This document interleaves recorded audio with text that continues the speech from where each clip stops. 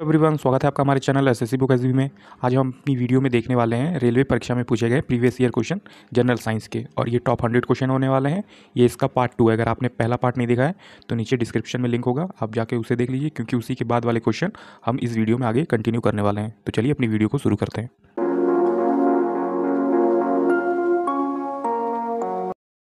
पहला क्वेश्चन आता है दोस्तों हमारा, जो कि है एल्युमिनियम का प्रमुख अयस्क होता है। तो एल्युमिनियम का जो प्रमुख अयस्क होता है उसका नाम होता है बॉक्साइट। तो आप इसे याद रखेंगे। अगला क्वेश्चन आता है हमारा, प्राकृतिक मोम और लाख प्राप्त किए जाते हैं। जो प्राकृतिक मोम होता है और लाख प्राप्त किए जाते हैं वो कैसे होते हैं? तो कीड़ों के स्राव के रूप में होते हैं। अगला क्वेश्चन आता है हमारा, कार बैटरी में इस्तेमाल किया जाता है। जो कार में लगी हुई बैटरी होती है उसमें क्या होता है? तो उसमें होता है सल्फ्यूरिक एसिड, मतलब कि सल्फ्यूरिक अम्ल होता है कार की बैटरी में। तो आप इसे याद रखेंगे। अगला क्वेश्चन है हमारा, हमारे शरीर में आधारी उपापचय को नियंत्रित करने वाला हार्मोन निकलता है। कहाँ से निकलता है? अबटू ग्रंथि से निकलता है। तो आप इसे याद रखेंगे कि हमारे शरीर में जो उपापचय नियंत्रित करने वाला हार्मोन निकलता है वो किस ग्रंथि से निकलता है? तो अम्बटू ग्रंथि से निकलता है। अगला क्वेश्चन आता है हमारा, बिजली के बल्ब का जो फिलामेंट होता है वो किससे बना होता है?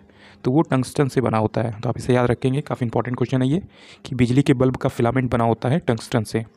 अगला क्वेश्चन आता है, मानव नेत्र पर बना प्रतिबिंब होता है। जो मानव का नेत्र होता है उस पर कोई भी प्रतिबिंब बनता है, कैसा? वास्तविक एवं उल्टा बनता है। तो आप इसे याद रखेंगे कि अगर आप किसी वस्तु को देख रहे हैं तो आपकी रेटिना पे, आपके नेत्र पे जो उसका प्रतिबिंब बनेगा, मतलब उसकी जो परछाई बनेगी वो कैसी बनेगी? वास्तविक बनेगी और उल्टी बनेगी। अगला क्वेश्चन आता है हमारा, पृथ्वी पर कुल जल में मीठा पानी का भंडार है लगभग 2.5%। तो आप इसे याद रखेंगे कि पृथ्वी पर जो कुल जल है उसमें मीठे पानी का टोटल भंडार कितना है? 2.5% है। मान लीजिए अगर पृथ्वी पर 100% जल है तो उसमें से 2.5% जल मीठे पानी का है। अगला क्वेश्चन देखते हैं, जो कि है दूध की शुद्धता मापी जाती है। जो दूध की शुद्धता मापी जाती है वो लैक्टोमीटर से मापी जाती है। इसी के आगे लिखा है, अगला क्वेश्चन है हमारा, ध्वनि के शोरगुल का मापन होता है डेसिबल में। तो आप इन दोनों को याद रखेंगे कि दूध की शुद्धता मापी जाती है लैक्टोमीटर से, और ध्वनि को मापा जाता है डेसिबल में, कि ये कितने डेसिबल की जो है वो ध्वनि है या फिर साउंड है, मतलब कम डेसिबल की है या फिर ज़्यादा डेसिबल की है। तो ये ध्वनि को मापा जाता है, साउंड को मापा जाता है डेसिबल में। तो आप इसे याद रखेंगे। अगला क्वेश्चन आता है हमारा, बायोगैस में मुख्यतः होता है। तो बायोगैस में जो मुख्यतः गैस शामिल होती है वो होता है मीथेन, जिसे CH4 भी कहते हैं। तो आप इसे याद रखेंगे कि बायोगैस में मुख्यतः होता है मीथेन, जिसे CH4 भी कहा जाता है। अगला आता है हमारा, माइक्रोफोन का आविष्कारक है। तो आपने सुना होगा इनका नाम, इनका नाम है ग्राहम बेल। तो आप इसे याद रखेंगे कि माइक्रोफोन के जो आविष्कारक हैं उनका नाम है ग्राहम बेल। अगला क्वेश्चन आता है जो कि है, मधुमेह रोग होता है। तो मधुमेह रोग होता है इंसुलिन के कमी से, मतलब इंसुलिन के अभाव से। तो आप इसे याद रखेंगे कि आपके शरीर में अगर इंसुलिन कम है तो आपको मधुमेह रोग या फिर डायबिटीज़ जो रोग होता है वो हो जाएगा। अगला क्वेश्चन आता है हमारा, स्कर्वी रोग होता है। तो स्कर्वी रोग होता है विटामिन C की कमी से। तो आप इसे याद रखेंगे कि स्कर्वी रोग जो होता है वो विटामिन C की कमी से होता है। अगला क्वेश्चन आता है हमारा, जो कि है, सूर्य ग्रहण होता है जब चंद्रमा जो है सूर्य और पृथ्वी के बीच में आ जाती है। तो आप इसे याद रखेंगे कि सूर्य ग्रहण कब होता है? जब चंद्रमा जो है वो सूर्य और पृथ्वी के बीच में आ जाती है। और फिर अगला क्वेश्चन आता है हमारा, पेस मेकर संबंधित होता है। जो पेस मेकर है वो हृदय से या फिर हार्ट से संबंधित होता है। तो आप याद रखेंगे कि पेस मेकर का संबंध होता है हृदय से। अगला है, विरंजक चूर्ण का सूत्र होता है। तो विरंजक चूर्ण का जो सूत्र है वो CaOCl होता है। तो आप इसे याद रखेंगे, Cl ब्रैकेट में OCl फिर Cl होता है। अगला है, हीरा और ग्रेफाइट एक जैसे नहीं दिखते क्योंकि दोनों के कार्बन परमाणुओं की संरचना अलग अलग होती है। तो आप इसे याद रखेंगे कि हीरा आपको अलग दिखेगा और जबकि ग्रेफाइट जो है वो आपको अलग दिखेगा। ग्रेफाइट जैसे ब्लैक कलर का होता है, जैसे आप पेंसिल का यूज़ करते हैं तो उसमें ग्रेफाइट मिला होता है, तो वो अलग दिखेगा और हीरा अलग दिखेगा, क्योंकि दोनों के जो कार्बन परमाणु हैं उनकी संरचना जो है वो अलग अलग होती है। अगला है, प्राकृतिक बहुलक है। जो प्राकृतिक बहुलक है वो है रबड़। अगला है, कच्चे फलों को कृत्रिम ढंग से पकाने के लिए प्रयोग किया जाता है किसका? एसिटिलीन गैस का। तो आप इसे याद रखेंगे कि कच्चे फलों को कृत्रिम ढंग से पकाने के लिए किसका यूज़ किया जाता है? एसिटिलीन का। अगला है, विद्युत चुंबक बनाने के लिए सबसे अधिक उपयुक्त होता है क्या? मृदु लोहा। तो आप इसे याद रखेंगे कि विद्युत चुंबक बनाने के लिए सबसे अधिक किसका उपयोग किया जाता है? तो मृदु लोहा का उपयोग किया जाता है। दोस्तों ये क्वेश्चन काफ़ी इंपॉर्टेंट है। ये प्रीवियस ईयर आरआरबी ने अपने डिफरेंट एग्जाम्स में पूछ रखा है, जाए जैसे कि एनटीपीसी, एलपी हो गया या फिर ग्रुप डी हो गया। तो इन सभी एग्जाम्स में ये सभी क्वेश्चन जो हैं जनरल साइंस के वो आरआरबी के द्वारा पूछे हुए हैं। तो ये काफ़ी इंपॉर्टेंट क्वेश्चन है आपके लिए। अगला क्वेश्चन देखते हैं, जो कि है, मस्तिष्क और मेरू रज्जु को ढकने वाली झिल्लियों में सूजन आ जाने से कौन सा रोग हो जाता है? जो मस्तिष्क और मेरुरज्जु की जो ढकने वाली झिल्लियाँ होती हैं, अगर उसमें सूजन आ जाए तो आपको कौन सा रोग हो सकता है? तो मेनिंजाइटिस हो सकता है। तो आप इसे याद रखेंगे कि मेनिंजाइटिस रोग हो सकता है अगर मस्तिष्क और मेरुरज्जु को ढकने वाली झिल्लियों में सूजन आ जाता है। अगला क्वेश्चन आता है हमारा, द्रव्यमान का एसआई मात्रक होता है। जो द्रव्यमान है उसका एसआई मात्रक आप याद रखेंगे वो किलोग्राम है। तो आप इसे याद रखेंगे कि द्रव्यमान का एसआई मात्रक होता है किलोग्राम। अगला क्वेश्चन है हमारा, पौधों और जीवों के स्थान वितरण के अध्ययन का नाम है। तो बायोजियोग्राफी। तो आप इसे याद रखेंगे कि पौधों और जीवों के स्थान वितरण के अध्ययन का नाम है बायोजियोग्राफी। अगला है, क्षेत्रफल का एक राशि है। तो क्षेत्रफल एक राशि है, अदिश राशि है। तो आप इसे याद रखेंगे कि क्षेत्रफल एक अदिश राशि है। अगला क्वेश्चन आता है, हमारे सौर मंडल का सबसे बड़ा ग्रह कौन सा होता है? तो ये आप सभी को पता होगा कि हमारे जो सौर मंडल है उसका सबसे बड़ा ग्रह होता है बृहस्पति, मतलब कि जुपिटर जिसे कहते हैं, वो हमारे सौर मंडल का जो है सबसे बड़ा ग्रह है।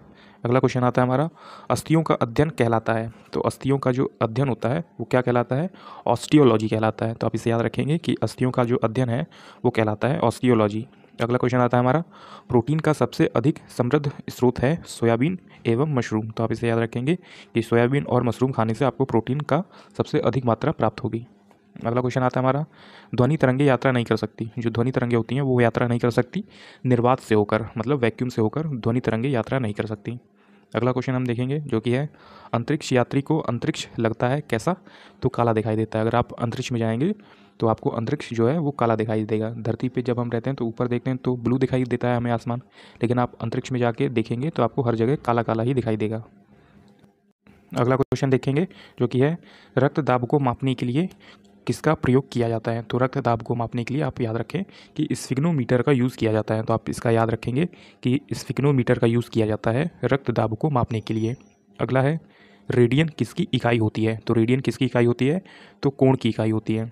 अगला है हमारा क्वेश्चन जो कि है, खून की कमी को कहा जाता है। जब आपके अंदर खून की कमी हो जाएगी तो आपको एनीमिया रोग हो सकता है। तो आप इसे याद रखें कि खून की कमी को एनीमिया रोग के नाम से जाना जाता है। अगला क्वेश्चन है हमारा, भारी जल शब्द किसका सूचक है? जो भारी जल है उसे आमतौर पे और क्या कहेंगे? तो ड्यूटेरियम ऑक्साइड कहा जाता है, जिसका जो केमिकल नेम है वो D2O है। तो आप इसे याद रखें कि भारी जल का जो अन्य नाम है वो ड्यूटेरियम ऑक्साइड है, जिसे D2O भी कहा जाता है। अगला क्वेश्चन है, विटामिन जो आँखों के लिए सबसे अच्छा होता है। तो ये विटामिन ए है जो आपकी आँखों के लिए सबसे अच्छा होता है। तो आप इसे याद रखेंगे कि विटामिन ए, जैसे कि आप गाजर या फिर फिश खाएंगे तो आपकी आँखों के लिए वो सबसे अच्छा रहेगा विटामिन के तौर पे। अगला क्वेश्चन है हमारा, कोबाल्ट पाया जाता है। तो कोबाल्ट पाया जाता है विटामिन B12 में। तो आप इसे याद रखें कि कोबाल्ट जो है वो विटामिन B12 में पाया जाता है। अगला क्वेश्चन है हमारा, आवेश की मात्रा का मात्रक है। तो आवेश की मात्रा का जो मात्रक है वो एम्पियर पर सेकेंड है। तो आप इसे याद रखेंगे कि आवेश की मात्रा का मात्रक होता है एम्पियर पर सेकेंड। अगला क्वेश्चन हम देखेंगे जो कि है, डायनामाइट के मुख्य रूप में क्या पाया जाता है? जो डायनामाइट होता है आपने देखा होगा फिल्मों में कि वो ब्लास्ट करता है तो उसी को डायनामाइट कहते हैं। तो उसमें जो मुख्य रूप से पाया जाता है वो क्या होता है? नाइट्रोग्लिसरीन पाया जाता है। तो आप इसे याद रखें कि डायनामाइट में मुख्य रूप से पाया जाता है नाइट्रोग्लिसरीन। अगला क्वेश्चन है हमारा, इसी में, शरीर में एनीमिया रोग उत्पन्न होता है। जो शरीर में एनीमिया रोग उत्पन्न होता है वो किसकी कमी से होता है? आयरन की कमी से होता है। तो आप इसे याद रखेंगे कि शरीर में एनीमिया रोग होता है आयरन की कमी से। अगला क्वेश्चन आता है हमारा, नींबू में पाया जाने वाला अम्ल है साइट्रिक अम्ल, जिसे विटामिन C भी कहा जाता है। तो आप इसे याद रखेंगे कि नींबू में पाया जाने वाला जो अम्ल है वो विटामिन C है और ये साइट्रिक अम्ल भी मौजूद होता है। अगला है हमारा क्वेश्चन, वायुमंडलीय हवा का सर्वाधिक घटक है। जो वायुमंडल में हमारी कौन सी गैस सबसे अधिक मात्रा में है?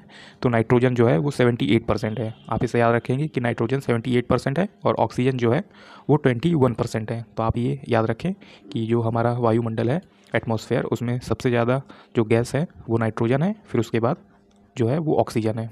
अगला है, गैसोहॉल बनता है। तो गैसोहॉल किससे बनता है? पेट्रोल तथा इथेनॉल के मिश्रण से बनता है। तो आप इसे याद रखेंगे कि पेट्रोल तथा इथेनॉल के मिश्रण से बनता है गैसोहॉल। अगला क्वेश्चन आता है हमारा, अंधापन किस विटामिन की कमी से हो सकता है? तो विटामिन ए की कमी से आपकी आंखों में प्रॉब्लम हो सकता है। अगर आपके शरीर में विटामिन ए की कमी होगी तो आपकी आंखों में दिखने की जो क्षमता होती है वो कम होने लगेगी। अगला क्वेश्चन है हमारा, कार्बन के दो मुख्य अवरूप हैं हीरा और ग्रेफाइट। तो आप इसे याद रखें कि कार्बन के दो मुख्य जो रूप होते हैं वो हीरा है और ग्रेफाइट है। अगले क्वेश्चन की तरफ हम बढ़ते हैं जो कि है हमसे, शरीर की सबसे बड़ी हड्डी होती है फीमर। तो आप इसे याद रखें कि शरीर की जो सबसे बड़ी हड्डी होती है उसका नाम होता है फीमर, जो कि जांघ में पाई जाती है। अगला है हमारा क्वेश्चन, मानव शरीर में कुल हड्डियों की संख्या। तो ये काफ़ी सिंपल क्वेश्चन है, 206 होती है। प्रकाश वर्ष मात्रक है। तो प्रकाश वर्ष किसका मात्रक है? दूरी का मात्रक है। अगर हमें बहुत दूरी मापनी हो तो हम उसे प्रकाश वर्ष में मापते हैं। जैसे कि हमें पृथ्वी से जुपिटर तक पहुंचने में कितना टाइम लगेगा, तो वो हम लाइट ईयर में मापेंगे। या फिर बहुत हमें दूर जाना है तो हमें कितना टाइम लगेगा, तो वो भी हम लाइट ईयर में मापेंगे। अगला है पॉजिट्रॉन की खोज की थी। तो पॉजिट्रॉन की खोज की थी एंडरसन ने।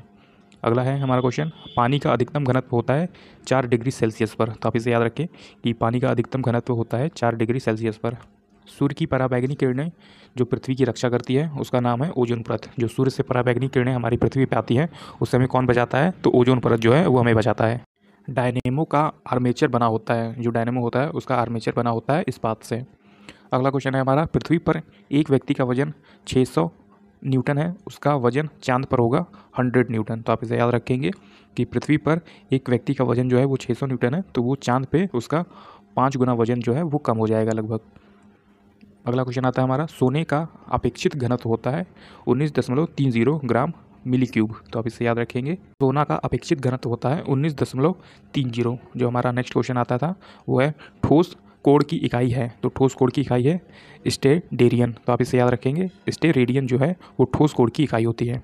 अगला क्वेश्चन आता है हमारा, जब इस्पात जैसे धातु की छड़ को किसी प्रत्यास्थ सीमा से बढ़ाकर ताना जाता है तो यह एक प्लास्टिक हो जाता है। तो आप इसे याद रखें, जब एक इस्पात धातु को छड़ और इसकी प्रत्यास्थ सीमा से बढ़ाकर बहुत ज़ोर से इसे खींचा जाता है या ताना जाता है तो ये क्या हो जाता है? यह प्लास्टिक हो जाता है।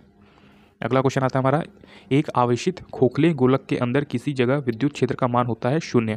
तो आप इसे याद रखें कि एक आवेशित खोखले गोले के अंदर किसी जगह विद्युत क्षेत्र का मान होगा वो 0 हो जाएगा। अगला क्वेश्चन है, स्प्रिंग नियंत्रण उपकरणों में प्रयोगात्मक घंटे के दौरान उपकरणों को डैश पर रखकर पाठ्यांक लिए जाने का सुझाव दिया जाता है ऊर्ध्वाधर। अगला क्वेश्चन आता है हमारा, शुद्ध रूप से प्रेरित एक विद्युत परिपथ में धारा वोल्ट के डैश पाश्य होता है। तो ठीक 90 डिग्री द्वारा। तो आप इसे याद रखें कि शुद्ध रूप से प्रेरित द्वारा एक विद्युत परिपथ में धारा वोल्टता ठीक 90 डिग्री पर होता है। अगला क्वेश्चन है हमारा, पीला, हरा एवं लाल रंगों के स्पेक्ट्रम के लिए श्वेत प्रकाश को चलाया जाता है सफ़ेद फिल्टर से होकर। तो आप इसे याद रखें कि पीला, हरा एवं लाल रंगों के स्पेक्ट्रम के लिए जो वाइट लाइट है उसको चलाया जाता है सफ़ेद फिल्टर से होकर। कौन सा हाइपोथैलेमस से संदेश पाता है और अंतःस्रावी ग्रंथियों को संप्रेषित करता है? तो वो कहता है हमारा पीयूष ग्रंथि। तो आप इसे याद रखें कि ये हाइपोथैलेमस से संदेश पाता है और अंतःस्रावी ग्रंथियों को संप्रेषित करता है। कौन? पीयूष ग्रंथि करता है। अगला है, द्रवविभू पेट्रोलियम गैस में प्रधानता होती है। तो द्रवविभू पेट्रोलियम गैस में प्रधानता होती है ब्यूटेन और प्रोपेन की। तो आप इसे याद रखें कि पेट्रोलियम गैस में जो सीएनजी होती है हमारी, उसमें किसकी प्रधानता होती है? तो ये ब्यूटेन और प्रोपेन की होती है। जैसे आपने ऑटो में लगा होगा कि ये सीएनजी ऑटो है, तो वो ऑटो को चलाने के लिए जिस गैस का प्रयोग किया जाता है, जैसे पेट्रोलियम गैस या फिर सीएनजी कहेंगे, तो उसी सीएनजी में क्या होता है? ब्यूटेन गैस होती है और प्रोपेन गैस होती है। अगला क्वेश्चन है हमारा, वायुमंडलीय स्तर जो रेडियो तरंगों को परावर्तित करते हैं उसे कहा जाता है आयन मंडल। तो आप इसे याद रखेंगे, ऐसा कौन सा वायुमंडल है जहां रेडियो तरंगें वापस लौट कर आ जाती हैं? तो ये आयन मंडल है। अगला क्वेश्चन आता है हमारा, प्रकाश का अपवर्तनांक पद का तात्पर्य है एक माध्यम से दूसरे माध्यम में प्रवेश करते समय प्रकाश की किरण का मुड़ जाना। तो इसी को प्रकाश का अपवर्तनांक कहते हैं। तो आप इसे याद रखेंगे कि प्रकाश का अपवर्तनांक जो है वो क्या होता है कि एक प्रकाश अगर एक माध्यम से दूसरे माध्यम में जाती है तो प्रकाश की किरण जो है वो मुड़ जाएगी, तो उसी को प्रकाश का अपवर्तनांक कहा जाता है। अगला क्वेश्चन हम देखेंगे जो कि है, एक दृश्यमान स्पेक्ट्रम में न्यूनतम तरंग दैर्घ्य वाला रंग है बैगनी। तो एक जो दृश्यमान स्पेक्ट्रम होता है उसमें सबसे कम तरंग दैर्घ्य वाला जो रंग है वो है बैगनी कलर। अगला क्वेश्चन आता है हमारा, सर्वदाता रक्त वर्ग है। तो सर्वदाता रक्त वर्ग है जो सभी को अपना ब्लड दे सकता है, वो ओ ब्लड ग्रुप वाले लोग होते हैं। तो आप इसे याद रखेंगे कि जो सभी को अपना ब्लड दे सके वो ओ ब्लड ग्रुप वाले लोग होते हैं, और जो सभी से अपना ब्लड ले सके तो वो AB ग्रुप वाले जो हैं वो होते हैं। अगला है, स्फिग्नोमीटर मापता है। तो स्फिग्नोमीटर मापता है रक्तदाब को। तो आप इसे याद रखेंगे, स्फिग्नोमीटर जो मापता है वो रक्तदाब को मापता है। पृष्ठ तनाव की इकाई क्या है? न्यूटन प्रति मीटर है। तो आप इसे याद रखें, पृष्ठ तनाव की इकाई है न्यूटन प्रति मीटर। अगला क्वेश्चन आता है हमारा, डायनामाइट का आविष्कार करने वाले स्वीडिश रसायनज्ञ, अभिनेता एवं उद्योगपति का नाम बताइए। तो अल्फ्रेड बर्नार्ड नोबल। तो आप इसे इनके नाम से याद रखें कि इन्होंने डायनामाइट का आविष्कार किया था। तो डायनामाइट का आविष्कार किसने किया था? अल्फ्रेड बर्नार्ड नोबल ने किया हुआ था। अगला क्वेश्चन आता है दोस्तों हमारा, किस रोग के प्रतिरोध के लिए बीसीजी टीका दिया जाता है? तो टीबी जो रोग होता है उसके लिए बीसीजी टीका या फिर बीसीजी का इंजेक्शन जो है वो दिया जाता है। तो आप इसे याद रखें कि टीबी रोग के लिए जो उसको बचाने के लिए, प्रतिरोध के लिए जो इंजेक्शन दिया जाता है उसे बीसीजी कहते हैं। अगला क्वेश्चन हम देखेंगे जो कि है, गणना में सहायक गणितीय साधन के रूप में लघु गणक की संकल्पना किसे की? तो जॉन नेपियर ने किया था। तो आप इसे इनका नाम याद रखें कि गणना में सहायक गणितीय साधन के मुख्य रूप से जो लघु गणक की संकल्पना की थी वो जॉन नेपियर ने किया था। अगला क्वेश्चन देखेंगे जो कि है, रेडियो धर्मिता की खोज किसने की? तो हेनरी बेकुरल ने की थी। तो आप इनका नाम याद रखें कि इन्होंने रेडियो धर्मिता की खोज की थी, हेनरी बेकुरल ने। अगला क्वेश्चन आता है हमारा, कौन विटामिन बी कॉम्प्लेक्स समूह से संबंध नहीं है? तो किसका विटामिन बी के कॉम्प्लेक्स के समूह से संबंध नहीं है? तो एस्कॉर्बिक अम्ल जो होता है वो विटामिन बी के कॉम्प्लेक्स समूह से संबंध नहीं रखता। अगला है, दिन के समय पौधे कार्बन डाइऑक्साइड लेते हैं और ऑक्सीजन छोड़ते हैं। तो ये आप सभी को पता होगा कि दिन के समय जो है वो पौधे जो है कार्बन डाइऑक्साइड लेते हैं और ऑक्सीजन जो है वो छोड़ते हैं। अगला है हमारा, सोल्डर टांका मिश्र धातु होता है। जो सोल्डर होता है वो टांका मिश्र धातु है टिन तथा सीसा का। अगला है हमारा क्वेश्चन, प्रेशर कुकर में खाना जल्दी क्यों बनता है? तो ये पानी का क्वथनांक बढ़ जाता है जिसकी वजह से प्रेशर कुकर में जो खाना है वो कुछ टाइम के लिए जल्दी बन जाएगा। अगला है हमारा, कौन सा अक्रिय गैस वायुमंडल में नहीं पाया जाता? तो रेडॉन जो है वो एक अक्रिय गैस है और ये वायुमंडल में नहीं पाया जाता। तो आप इसे याद रखेंगे कि वायुमंडल में कौन सा अक्रिय गैस नहीं पाया जाता? तो रेडॉन गैस जो है वो नहीं पाई जाती। अगला क्वेश्चन आता है हमारा, पृथ्वी की ओजोन परत प्राणियों के लिए उपयोगी होती है क्यों? क्योंकि वो सूर्य से आने वाली पराबैंगनी किरणें से हमें बचाती है। तो आप इसे याद रखेंगे कि सूर्य से आने वाली जो पराबैंगनी किरणें होती हैं वो उसको बचाती हैं, ओजोन परत हमारे तक आने से ओजोन परत जो है वो बचा लेती है। अगला क्वेश्चन है, वयस्क मानव के रुधिर की रपचा किसके द्वारा की जाती है? तो जो वयस्क मानव के रुधिर की रचना है वो किसके द्वारा की जाएगी? अस्थि मज्जा के द्वारा किया जाता है। अगला क्वेश्चन आता है हमारा, चमगादड़ अंधेरे में उड़ सकते हैं क्योंकि उनका मार्गदर्शन उनके द्वारा उत्पन्न पराश्रव तरंगों द्वारा किया जाता है। तो आप इन्हें याद रखेंगे कि चमगादड़ अंधेरे से उड़ सकते हैं क्योंकि उनका मार्गदर्शन उनके द्वारा पराश्रव तरंगों द्वारा किया जाता है। अगला क्वेश्चन देखते हैं जो कि है, गर्भाशय में कौन सी पेशी पाई जाती है? तो गर्भाशय में कौन सी पेशी पाई जाती है? आरेखित पेशी पाई जाती है। अगला है, स्टेटरिन किसकी औषधि है? तो स्टेटरिन जो है वो किसकी औषधि है? बुढ़ापा रोकने की। अगला क्वेश्चन आता है हमारा, सूर्य के प्रकाश को संकेंद्रित या फिर फोकस करने के लिए किसका प्रयोग किया जाता है? तो अवतल लेंस का प्रयोग किया जाता है। तो आप इसे याद रखेंगे कि सूर्य के प्रकाश को संकेंद्रित करने के लिए अवतल लेंस का प्रयोग किया जाता है। विद्युत ऊर्जा को जो यांत्रिक ऊर्जा में बदलता है, तो आप इसे याद रखें कि विद्युत ऊर्जा को यांत्रिक ऊर्जा में बदलता है विद्युत मोटर। अगला क्वेश्चन है, खाद्य संसाधन का संचय द्वारा कौन सा पोषक तत्व अधिकांश रूप से प्रभावित होता है? तो विटामिन होता है। तो आप इसे याद रखें कि खाद्य संसाधन का संचय द्वारा कौन सा पोषक तत्व अधिकांश रूप से प्रभावित हो सकता है? तो विटामिन होता है। अगला क्वेश्चन है, भूकंपी तरंगे रिकॉर्ड की जाती हैं सिस्मोग्राफ पर।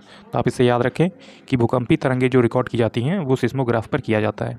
अगला है, प्रदूषित जल पीने के पश्चात आप भली भांति किस लक्षण का विकास करेंगे? तो टाइफाइड हो जाएगा। तो आप अगर गंदा जल पीते हैं या फिर बहुत प्रदूषित जल का यूज़ करते हैं तो आपको टाइफाइड रोग जो है वो हो जाएगा। अगला क्वेश्चन आता है हमारा, सभी जैविक वातावरणीय प्रक्रियाएं विभिन्न जलवायु तथा मौसमी दशाएं किस परत पर उत्पन्न होती हैं? तो हमारे जो वायुमंडल का शोभ मंडल है उसी पे ये सभी प्रक्रियाएं होती हैं, जैसे जलवायु, मौसम या फिर बारिश होना, आंधी तूफान आना, तो ये सभी शोभ मंडल पे होता है।